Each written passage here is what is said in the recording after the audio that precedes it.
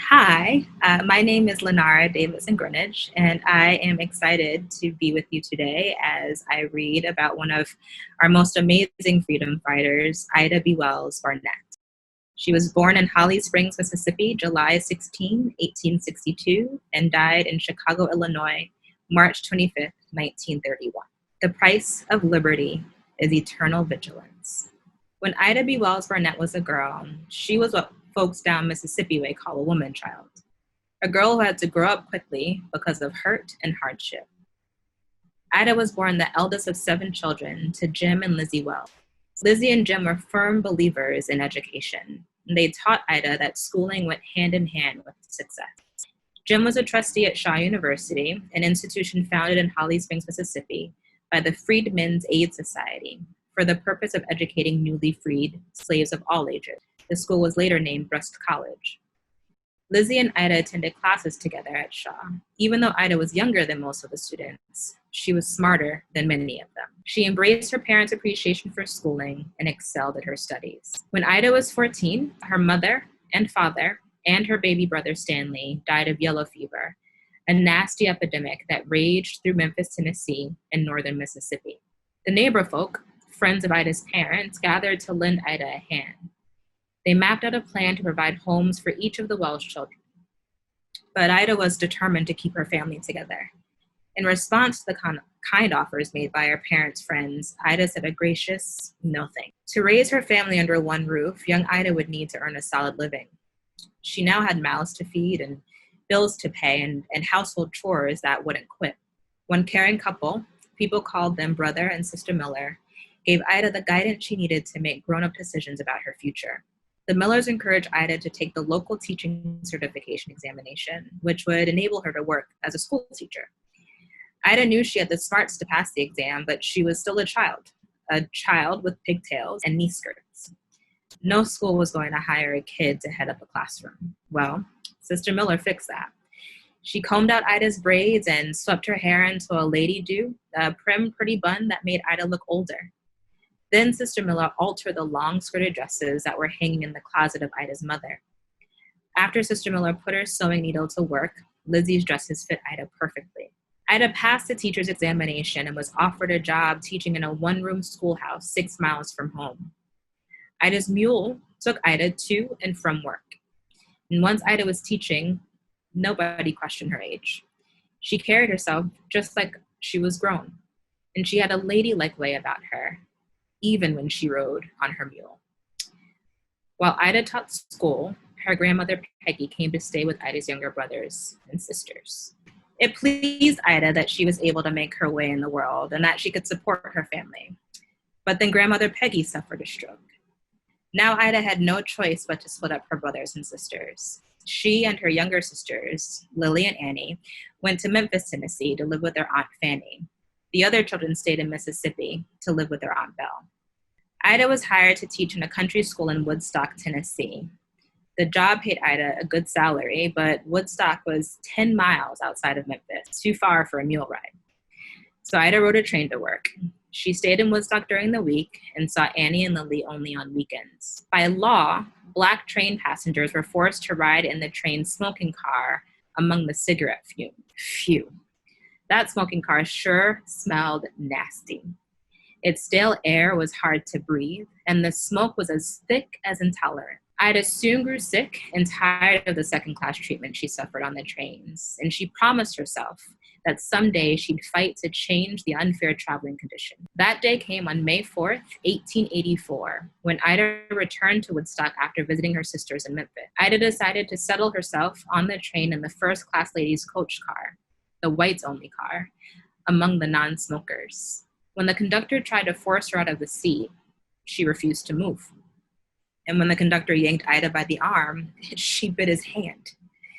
Even when the conductor called over his friends, who all tried to move Ida, Ida resisted. Finally, the men dragged Ida, school books and all, toward the smoking car. But Ida wasn't having it. As the train neared the first station stop, Ida gathered her belongings, and when the train came to a halt, she quickly got off. But Ida's trip was far from over. Her journey as a freedom fighter had just begun.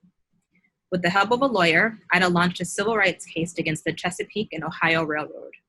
She won her case, and the court awarded her $500, even though the state Supreme Court later reversed the decision, saying that Ida's behavior on the train warranted harassment by the conductor.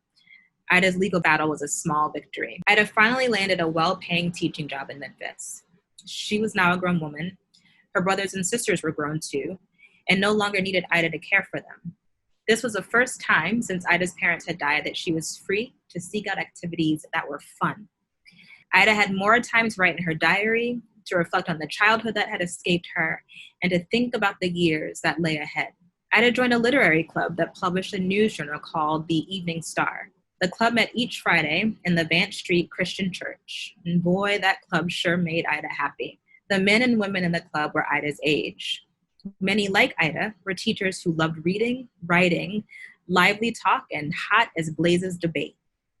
The Evening Star struck a special chord in Ida. Its intentions were the same as Ida's had been when she had refused to sit in a railroad full of cigarette smoke, to speak out and breathe freely under the haze of racism. Ida soon learned that newspapers were an excellent way to carry a message of strength to many people at once. She was appointed editor of the Evening Star, and she continued her work as a teacher while working for the newspaper in the evenings and on weekends. Ida viewed the Evening Star as a beacon that lit the darkness of bigotry.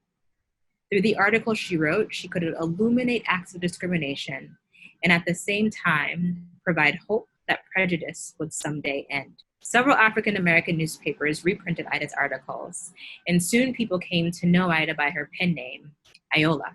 Ida was a skilled journalist whose writing spoke the truth. Ida's writings made people think, and she knew that the best way to make people act was to push them to the boiling point. Her tell-it-like-it-is approach to writing was one of the many reasons the National Press Association named Ida the Princess of the Press. And as any true princess would, Ida made some legal moves to suit her status. In 1889, the Colored Press Association elected Ida as their secretary.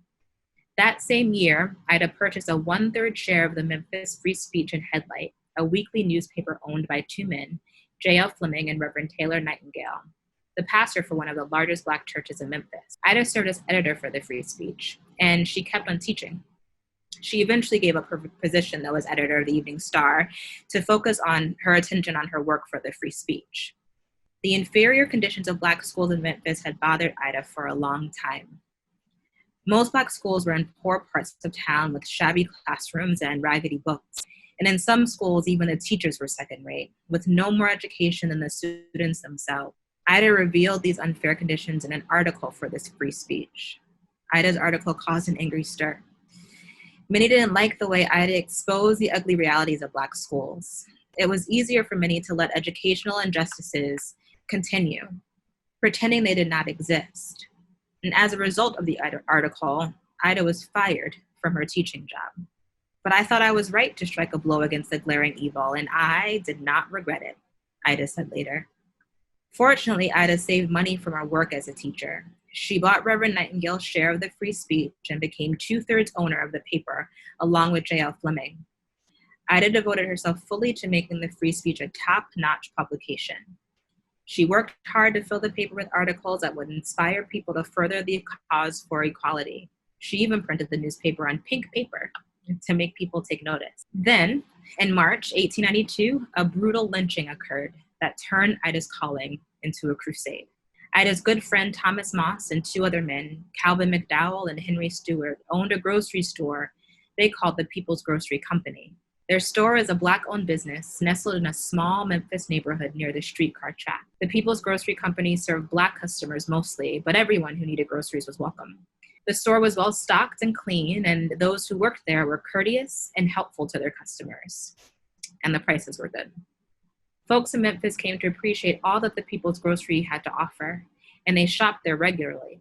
But a white storekeeper named Barrett, whose grocery store was nearby, saw the People's Grocery Company as a threat to his business. Back then, a Black person could be shot, hung, hunted, or burned for no reason at all. That's what lynching was. Killing an innocent person, often a Black person, who was presumed guilty of breaking the law without giving him or her a fair trial. In the eyes of some white people, Thomas Moss, Calvin McDowell, and Henry Stewart had committed a horrible crime. They had succeeded in business and had posed a threat to a white-owned business. And as punishment, an angry mob took the 3 store owners to an empty brickyard just outside the Memphis city limits and killed them. The lynchings happened on a night darker than the blackest tar, and they set ablaze on Ida's consciousness. Ida wrote a front-page article for the Free Speech, condemning the city of Memphis and encouraging Black people to leave town. She was on a mission to expose the cruelties of lynching, to choke it out of existence by reporting its horrors. Ida studied lynching.